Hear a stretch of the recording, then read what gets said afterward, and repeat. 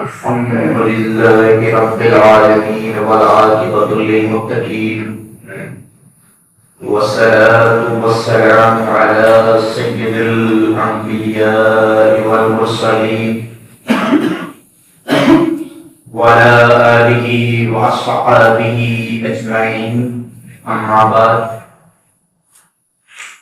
أعوذ بالله من الشيطان الرجيم وبسم الله الرحمن الرحيم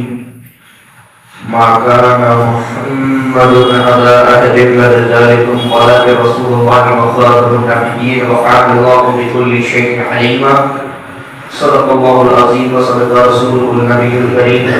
ونحن على ذلك لمن الشاهدين والشاكرين والذاكرين والحمد لله رب العالمين. زمین و زمان تمہارے لیے، زمین و زمان تمہارے لیے، مکین و مکان تمہارے لیے. زمین و زمان تمہارے لیے، مکین و مکان تمہارے لیے، چنین و چنا تمہارے لیے،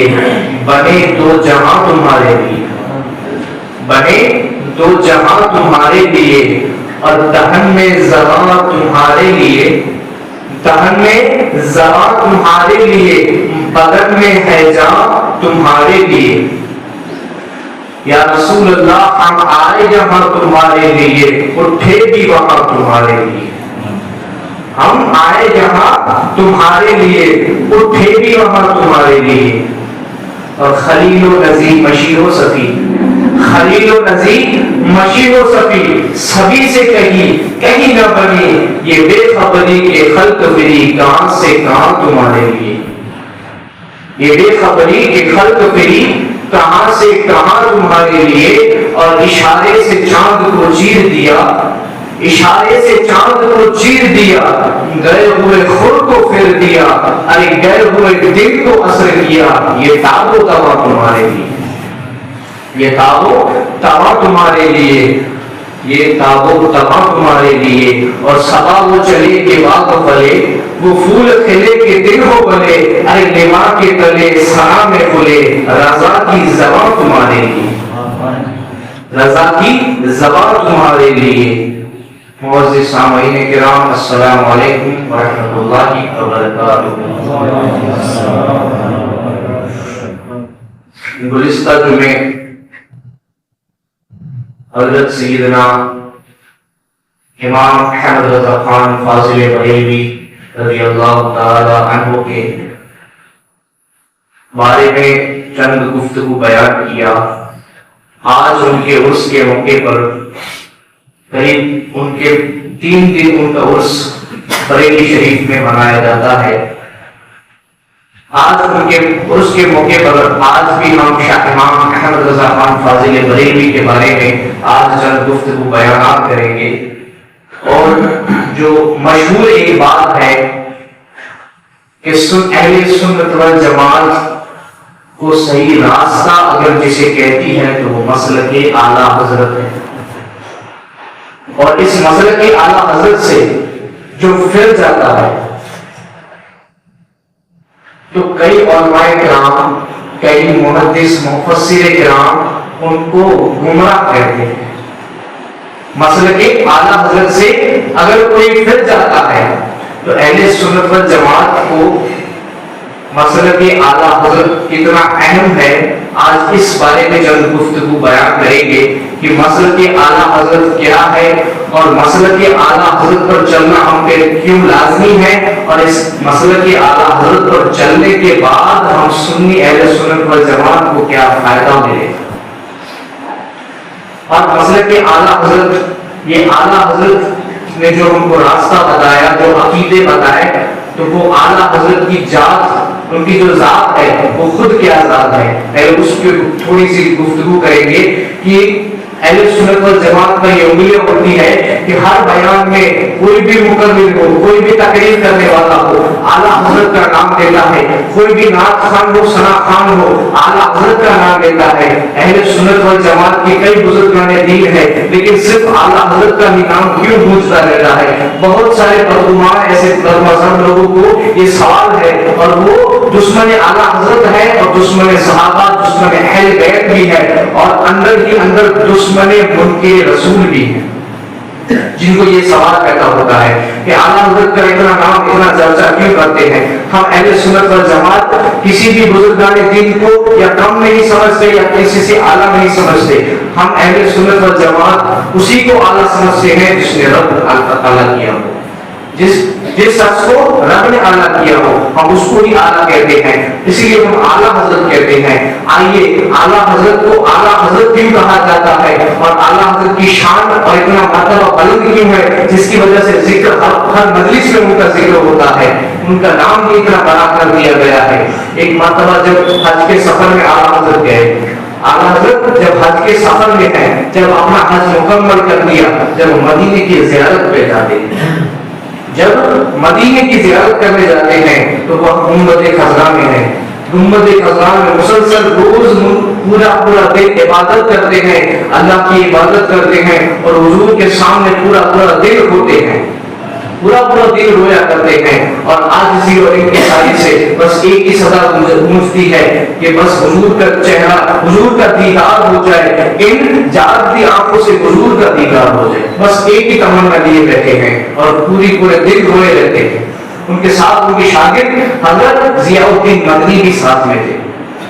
وہ پوچھنے لگے کہ اے حضرت آپ پورا دن روتے ہیں اور پورا دن یہیں پہ گنبد خضرا کے سامنے بیٹھے ہیں، پورا دن روتے ہیں، بھلا آپ ایسا کیا مانگ رہے ہیں؟ تب اعلیٰ حضرت ان کو فرماتے ہیں کہ میں حضور کو اپنی جاگتی آنکھوں سے دیدار کرنا چاہتا ہوں. اور پھر ایک دن فجر کی نماز کے بعد اعلیٰ حضرت ضیاء الدین مدنی کے گھر میں جا کے ان کو بلاتے ہیں اور کہتے ہیں کہ ضیاء الدین چلو میں نے ایک تازہ نعت لکھی ہے، حضور کو جا کر سناتے ہیں. حضور کو جا کر سناتے ہیں.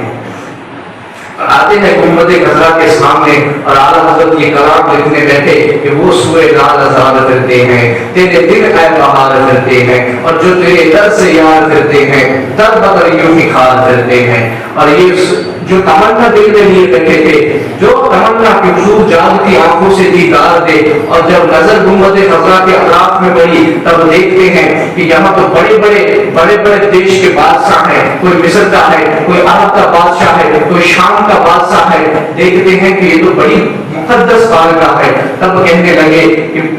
کہتے ہیں میں اس گلی کا بتا ہوں جہاں مانگتے تاج دار کرتے ہیں. دیکھتے ہیں کہ میں تو اس گلی سے مانگ رہا ہوں کہ جہاں اس جہاں کے بادشاہ اپنے تاج کو لے کے آئے ہیں. میں اس گلی کا مانگتا ہوں کہ جہاں مانگتے تاجدار پھرتے ہیں. اور پھر اپنی خواہش کی طرف نظر جاتی ہے اور کہتے ہیں کہ میں کتنا وہ اہل ہوں کہ میں یہ مان رہا ہوں کہ حضور مجھے جاگتے آنکھوں سے اپنا دیدار عطا کرے. میں یہ نہیں دیکھتا کہ تو یہ پاک مزار، یہ پاک مقدس جگہ ہے کہ حضور خود حدیث میں فرماتے ہیں، صحیح مسلم کی حدیث میں فرماتے ہیں کہ یہ میرے گنبد خضرا میں میرے بعد 70,000 فرشتے صبح اور 70,000 فرشتے شام کو آئیں گے، اور یہ فرشتے اپنی زندگی میں صرف ایک مرتبہ آئیں گے، دوسری مرتبہ ان کو آنے کا موقع نہیں ملے گا. ایسے فرشتے جس آنے کے لیے تڑپتے ہو، اس بات میں بڑا ایک ناقص سا بندہ، میں خود کو کہتے ہیں کہ میں ایک ناقص بندہ کہ میں طلب کروں کہ حضور مجھے جاگتی آنکھوں سے دیدار دے. اور لکھتے ہیں کہ لاکھوں قدسی کہتے ہیں فرشتوں کو، لاکھوں قدسی ہے کام خدمت میں اور لاکھوں گردے مزار کرتے ہیں. اتنی پاک مزار، یہ پاک بارگاہ ہے کہ جہاں فرشتے اور بڑے تاجدار یہاں پر ہیں. اور میں کم وقت خود کو کہتے ہیں کہ میں کم سا اپنے دل میں یہ تمنا لیے بیٹھا ہوں کہ حضور جاگتی آنکھوں سے دیدار دے. بھلا میری ذات ہی کیا ہے، خود کو ایسی نیچی ذات بتاتے. لکھتے ہیں کہ کوئی کیوں پوچھے تیری بات رضا، تجھ سے کتے ہزار پھرتے ہیں. خود کو اتنا نیچا گرا کہ خود کہتے ہیں کہ میں تو اس سرکار کا، اس بارگاہ کا ایک کتا، خطرہ سا کتا ہوں. اور کہتے ہیں کہ کوئی کیوں پوچھے تیری بات رضا، تجھ سے کتے ہزار پھرتے ہیں. ہم یہ کہیں کہ تجھ سے شیدا ہزار پھرتے ہیں۔ ضیاء الدین مدنی فرماتے ہیں کہ جب اعلیٰ حضرت نے یہ مصرع لکھا اور اعلیٰ حضرت جب تڑپتے دل سے یہ کہتے ہیں خود کو اتنا نیچا گرایا، تب ضیاء الدین مدنی کہتے ہیں کہ میں نے دیکھا کہ گنبد خضرا کے دروازے کھل جاتے ہیں، پردے ہٹ جاتے ہیں، نور کی روشنی چمکنے لگتی ہے اور اعلیٰ حضرت کو حضور کی قدموں میں لٹا دیکھا۔ حضور کا ذات کی آنکھوں سے دیدار ہو گیا اور گویا کہ ضیاء الدین مدنی فرمانے لگے کہ اب ہر کوئی پوچھے تیری بات رضا، تجھ سے شیدا ہزار پھرتے ہیں، تجھ سے عاشق ہزار پھرتے ہیں۔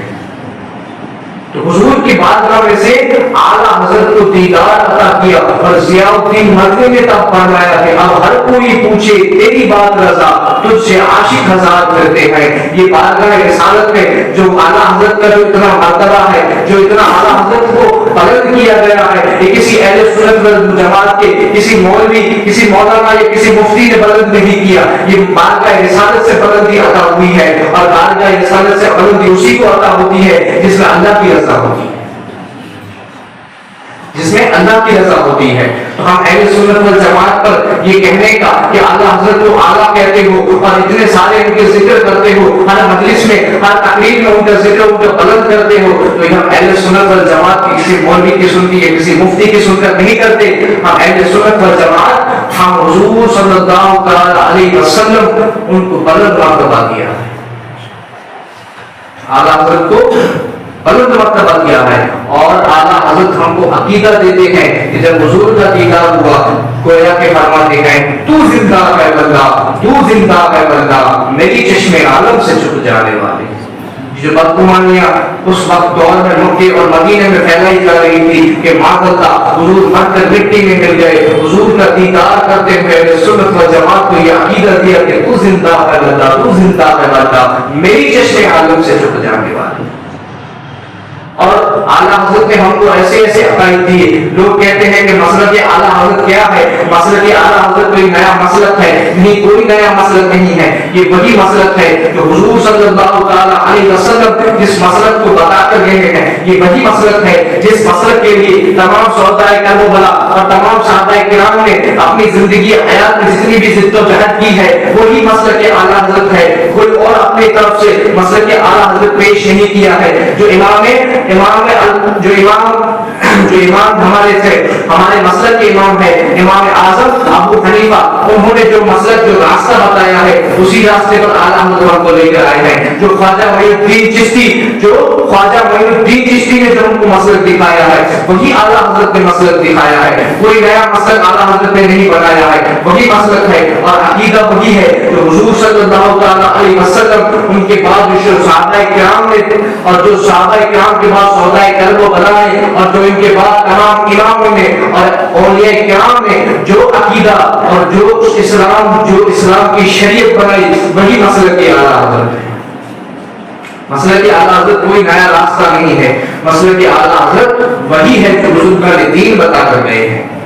اور اب جو بھی آج کے دور میں اگر کوئی بھی مولوی ہو یا کوئی بھی ایسے بدگمانیاں پھیلائے کہ مسلک اعلیٰ حضرت یہ ہے، مسلک اعلیٰ حضرت بڑا ہے، یا چاہے وہ کتنا بھی بڑا مولانا ہو، کتنا بھی بڑا مفتی ہو، کتنا بھی جبے پہنتا ہو، کتنی بھی بڑی داڑھی رکھتا ہو، لیکن جب تک وہ مسلک اعلیٰ حضرت پر نہیں چلتا ہم اہل سنت والجماعت اس کو نہیں مانتے۔ تمام بزرگان دین اور تمام علماء کرام کا آج بھی یہ فتویٰ ہے کہ جو بھی اعلیٰ حضرت کے فرمان سے روبرداری کرتا ہے وہ اہل سنت والجماعت کے نہیں ہے۔ تمام علماء کرام کا یہی فتویٰ ہے آج کے دن میں۔ تو ہم کو مسلک اعلیٰ حضرت اتنا ضروری ہے اور مسلک اعلیٰ حضرت پر چلنے پہ مسلک اعلیٰ حضرت نے ہم کو 3 ایسی چیزیں دی ہے کہ تمام جتنی بھی اعلیٰ حضرت کی خدمتیں جو اپنے زندگی میں خدمت اسلام کے لیے خدمت کی ہم اس چیز کا اندازہ نہیں لگا سکتے، لیکن 3 ایسی بڑی مقدس چیزیں دیتی ہے کہ ان 3 بڑی چیزوں کا اب قیامت تک ہم اہل سنت والجماعت اس کا قرض ادا نہیں کر سکتے۔ ایسی 3 بڑی چیزیں دیتی ہیں اور ہماری زندگی اہل سنت والجماعت کی روز بروز زندگی میں وہ ہم اس کو استعمال کرتے ہیں۔ ایک تو ہے ہدایت کی بخشش، کہ اعلیٰ حضرت کے ہدایت کی بخشش، یہ جو ثنا خان سے جناب نعتیں سنتے ہیں، جتنی بھی نعتیں ہیں، جتنی بھی شعر و شاعری، جتنی بھی منقبتیں ہم دیکھتے ہیں، اعلیٰ حضرت نے ایسی منقبتیں، ایسی نعتیں اکرام حضور صلی اللہ تعالیٰ علیہ وسلم کی تعریفیں، ان کی عظمتوں ایسی ایسی بیان کی ہے، ہدایت کی بخشش میں ایسی ایسی بیان کی ہے کہ میں نے کہیں نعت دیکھی، کہیں نعت خانوں کو بھی دیکھا، کہیں نعت خانوں کے شعر پڑھے، کہیں نعت خانوں پر ریسرچ کی، لیکن اعلیٰ حضرت نے جو ہدایت کے بخشش میں حضور صلی اللہ تعالیٰ علیہ وسلم کے شان میں جو شان میں انہوں نے جتنا بیان کیا ہے، جتنی عظمت بیان کی ہے، اور جو لفظ کو چن چن کے اعلیٰ حضرت نے اپنے نعت کے کلام میں لکھا ہے، حضور کے بعد سے لے کر آج تک 1400 سال میں کوئی بھی ایسا مفکر یا کوئی بھی ایسا شاعر آج تک نہیں بنا کہ جس نے ایسی کلام، ایسی نعتیں لکھی ہو، ایسے الفاظ چن چن کے ہدایت کے بخشش میں اعلیٰ حضرت نے ڈالے ہیں کہ 1400 سال میں کسی نے بھی ایسے کلام نہیں لکھے۔ ہاں اگر کوئی ہوگا، کوئی آ کے بیان کرے گا تو میں مان لوں گا، لیکن میں نے کسی کو اس طرح ہدایت کے بخشش میں اتنی غور سے اعلیٰ حضرت نے جتنے حضور کی شان میں بیان کیا ہے، اعلیٰ حضرت کی ہدایت کی بخشش میں اگر پوری ہدایت کی بخشش صرف ایک مصرے میں بیان کرنا ہو تو جس میں سب سے اعلیٰ و اعلیٰ ہمارا نبی، اس چیز کا رنگ بھی نظر آئے، اس چیز کا رنگ بھی نظر آئے، زمین و زماں تمہارے لیے، مکین و مکان تمہارے لیے، اس چیز کا رنگ بھی نظر آئے، واہ کیا جود و کرم ہے شہ بدرا تیرا، اس چیز کا رنگ بھی نظر آئے، وہ کمال حسن حضور ہے کہ غمان نفس جہان کی، اس چیز کا رنگ بھی نظر آئے، وہ سوئے لال ازار کرتے ہیں، تیرے دل ہے بہار کرتے ہیں، اس چیز کا رنگ بھی نظر آئے۔ اگر ایک مصرے میں پوری ہدایت کی بخشش کو اگر بیان کرنا ہو تو مجھے یہ بیان کرنے میں ذرا بھی حرج نہیں کہ میں کہوں گا اللہ کی سرتاب قدم شان ہے یہ، اللہ کی سرتاب قدم شان ہے یہ، انسان نہیں انسان، وہ انسان ہے یہ۔ ارے قرآن تو ایمان بتاتا ہے انہیں، قرآن تو ایمان بتاتا ہے انہیں، اور ایمان یہ کہتا ہے کہ میری جان ہے۔ پوری ہدایت کی بخشش اگر ایک مصرے میں بیان کرنا ہو تو یہ مصرع پوری ہدایت کی بخشش کو بیان کرنے میں کافی ہے۔ پوری ہدایت کی بخشش میں اعلیٰ حضرت نے حضور کی شان، حضور کی عظمت کو بیان چرچا ایسا کیا کہ آج کے دور میں بھی تمام نعت خان، تمام ثنا خان اعلیٰ حضرت کے کلام سے بڑھ کے بھی مشہور ہوئے ہیں۔ جتنے بھی نعت خان ہیں اپنے بنائے ہوئے کلام بنا کر کوئی مشہور نہیں ہوا، اعلیٰ حضرت کے لکھے ہوئے کلام اور حضور کی شان میں بیان کیے ہوئے کلام کو پڑھ کر ہی مشہور ہوئے ہیں۔ اور اس کے بعد اگر علماء کرام اور جو مقرر ہیں ان کے علماء کرام ہیں، مفتی ہیں، ان کے اگر سلسلے میں اگر دیکھیں تو اعلیٰ حضرت نے ان کو ایک چیز ایسی پیش کی ہے کہ ہم اگر دیکھیں تو اعلیٰ حضرت کو کوئی فتویٰ پوچھتا تو فتویٰ آج کے دور میں کسی بھی مفتی سے کوئی بھی اگر مسئلہ پوچھا جائے، کسی بھی فتوے میں رائے لی جائے تو وہ سوال کا فتویٰ کوئی بھی بڑا مفتی ہوگا تو ایک صفحہ، 2 صفحہ، 1 یا 2 پیج میں لکھ کے دے دے گا کہ یہ اس فتوے کا جواب ہے، اس فتوے کا جواب ہے۔ لیکن اعلیٰ حضرت کو جب بھی فتویٰ پوچھا جاتا اور خاص کر کے حضور کی شان میں کوئی فتویٰ پوچھا جاتا تو اعلیٰ حضرت ایک فتویٰ یا 2 فتویٰ نہیں دیتے تھے، فتوے بھی دیتے تھے، اور فتووں کی تحریر میں کئی حدائث اور کئی قرآن کریم کی آیت بھی اس میں نقل کرتے تھے۔ اتنی بڑی ایک فتوے میں اتنا بڑا، اتنی سارے حدیثیں اور آیت بھی شامل کرتے تھے۔ تو کسی نے پوچھا کہ ایک فتوے میں اتنا سارا، تو وہ کہنے لگے کہ یہ فتویٰ رضویہ جو جتنے فتوے ہیں فتویٰ رضویہ کے نام سے آج جو مشہور ہے وہ فتویٰ رضویہ صرف ایک فتویٰ یا 2 فتویٰ نہیں ہے۔ میں ایسا لکھ کے جاؤں گا حضور کی شان میں اور حضور کی بتائی ہوئی شریعت پر، اس لیے اتنے مسئلے کو ایسے فتح بیان کر کے جاؤں گا کہ کسی بھی مسئلے پر کبھی بھی میرے بعد قیامت تک آپ کسی بھی عالم کو تحقیق یا تحریک دیکھنے کی ضرورت نہیں پڑے گی، کسی بھی بڑی بڑی کتابوں کو حوالے لینے کی ضرورت نہیں پڑے گی۔ اگر کوئی بھی مسئلہ حضور کی شان میں اگر پیش آئے گا تو وہ فتویٰ رضویہ اٹھائے گا اور وہیں سے فتویٰ اٹھا کر دے دے گا۔ عالم دین اور مفتی کرام کو یہ فتویٰ رضویہ کا تحفہ ایسا دیا، اور تمام جتنے بھی ہندوستان کے عالم تھے اس وقت میں 700 عالم مل کر ایک کتاب لکھی، 700 عالم نے ایک کتاب لکھی فتویٰ عالمگیری۔ اور جب اعلیٰ حضرت نے اپنا قلم اٹھایا، جب اعلیٰ حضرت نے اپنے فتوے لکھے تو 30 جلدوں میں فتویٰ رضویہ، 700 عالم بن کر ایک فتوی عالمگیری، یہاں پر ایک صرف عالم ہے لیکن 30 جلدوں میں فتوی تسلیم. یہ عالم کو تحفہ دیا، یہ اہل سنت والجماعت کو تحفہ دیا. آج بھی آپ کسی بھی بڑے مفتی کے پاس جائیں گے تو وہ یا تو اعلیٰ حضرت کی کتاب اٹھا کے آپ کو حوالہ دیں گے، یا ان کے جو شاگرد تھے ان کی بہار شریعت میں سے دیں گے. آپ کتنی بھی علماء کرام کو پوچھیں، آپ کو فتویٰ وہی کتابوں میں سے ملے گا. اور اس کے بعد جو ایک تیسرا تحفہ ہے جو پوری دنیا میں نہیں مانتا ہوں کہ سب سے اسلام کا اگر کوئی ترانہ ہو تو وہ اذان ہے، سب سے بڑی اذان جو پوری دنیا میں ہر وقت گونجتی رہتی ہے. سب سے